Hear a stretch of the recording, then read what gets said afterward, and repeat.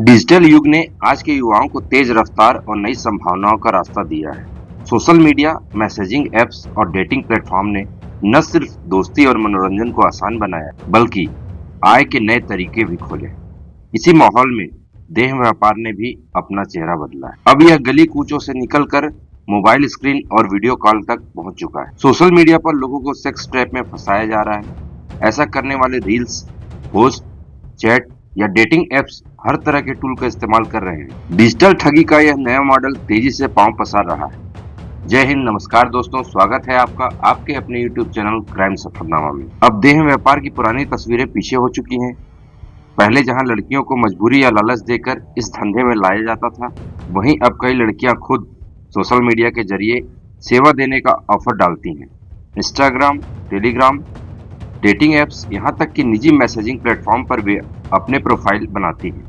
आकर्षक तस्वीरें, वीडियो और ऑफर पैकेज डालकर वे ग्राहक जुटाती हैं और घर बैठे पैसे कमाती हैं। यह पूरी प्रक्रिया उन्हें दो बड़े फायदे देती है। पहला, ग्राहक के साथ सीधा संपर्क बिना किसी दलाल के। दूसरा, घर बैठे सुरक्षित माहौल। इसके लिए वे गुप्त नाम, फर्जी नंबर और डिजिटल वॉलेट का इस्तेमाल करती हैं। जहां कई लड़कियां इसे अतिरिक्त आय या फ्रीलांस काम के तौर पर देखती हैं, वहीं एक बड़ा हिस्सा इसे ठगी का हथियार बना चुका है। वीडियो कॉल या फोन सेक्स के नाम पर पहले एडवांस पेमेंट लिया जाता है, फिर ग्राहक को ब्लॉक कर दिया जाता है। कई बार मुफ्त में छोटा ट्रेलर देकर भरोसा जमाया जाता है। वीडियो कॉल पर आना, थोड़ी अश्लील हरकत करना और फिर रकम मांग लेना।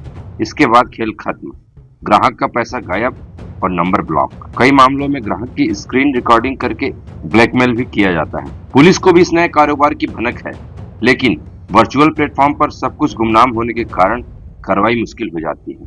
कई मामलों में तब तक कोई छापेमारी नहीं होती जब तक अपना हिस्सा या सुरक्षा शुल्क का खेल बीच में ना हो। यह भी सच्चाई है कि जितना डिजिटल धंधा बढ़ रहा है, उतना अनौपचारिक वसूली तंत्र भी विकसित हो रहा है। इन लड़कियों के लिए यह मॉडल आसान है।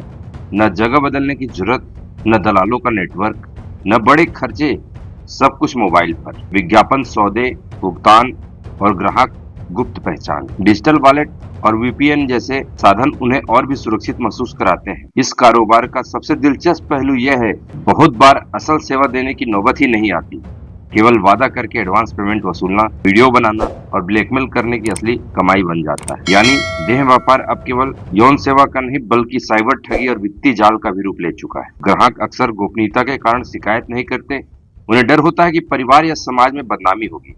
इसी चुप्पी के कारण ठग और ऑनलाइन वर्कर्स और ज्यादा ताकतवर होते जाते हैं। फर्जी अकाउंट, नकली फोटो और नकली ट्रांजैक्शन के इस खेल को रोकने में सोशल मीडिया की कंपनियों की जिम्मेदारी बढ़ गई। तेज कार्रवाई, वेरिफिकेशन और सुरक्षा टूल इस काले धंधे को रोकने में मदद कर सकते हैं। आज यह सवाल भी उठता है कि क्या डिजिटल प्लेटफॉर्म पर घर बैठे कमाई के नाम पर लड़कियां ठगी के जाल में खुद को और दूसरों को फंसा रही हैं? यह धंधा जहां उन्हें तत्काल नकद देता है, वहीं पुलिस, कानून और साइबर सेल के लिए एक बड़ा सिरदर्द बन चुका है। देह व्यापार का डिजिटल चेहरा पुराने धंधे से अलग है। यहाँ लड़कियां खुद तय करती हैं कि कैसे, कब काम करना है, किस ग्राहक से लेना है और कितना चार्ज करना है। लेकिन साथ ही यह भी सच है कि इस नए मॉडल ने ठगी और ब्लैकमेल के लिए अनगिनत मौके बना दिए हैं। समाज को अब यह समझ लेना होगा कि यह नैतिक पतन का रोना नहीं, बल्कि एक साइबर इकोनॉमी है, जिसमें ग्राहक और प्रदाता को गुमनाम रखा जाता है। पुलिस, साइबर सेल और सोशल मीडिया कंपनियों को मिलकर ऐसे नियम बनाने होंगे जिससे यह धंधा महज